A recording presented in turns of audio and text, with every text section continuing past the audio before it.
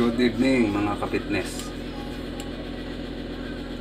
Last time I taught you how to calculate body fat percentage. Ngayon, paano nga ba talaga ang pag-calculate ng body fat percentage? Ginagamitan natin siya ng body fat caliper. Ngayon, ito ang body fat caliper.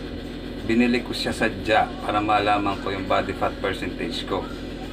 Kung halimbawa, malapit na ang competition, sinusukat ko na ang body fat percentage ko. At saka meron ako mini-maintain kasing weight para hindi masyadong tumaas and ma-maintain ko, madali kong ma-meet yung BMI.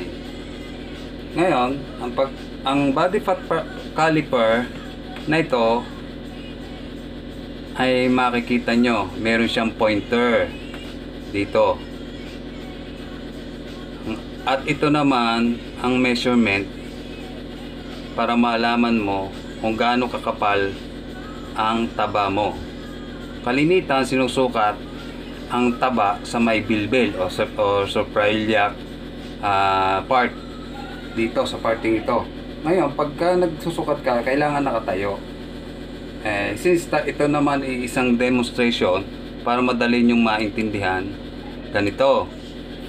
Una, pipinch ka dito sa parting ito.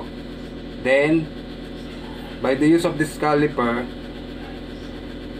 iipitin mo siya. Then, pag yung dalawang pointer na yon ay nagtapat na, makikita mo yung sukat niya. Ngayon, according dito sa sukat, is around 4 mm. Because, kung mapapansin ninyo, by 2 ang pag-itan yan. Bali, kada isang guhit is 2, 4, 6, 8, then 10. Then the rest is 12, 14, 16, 18, and 20. And so on. Ganon. Iipiti siya. Then pag nagtapat yung dalawang pointer, yun na. Makikita nyo ang sukat.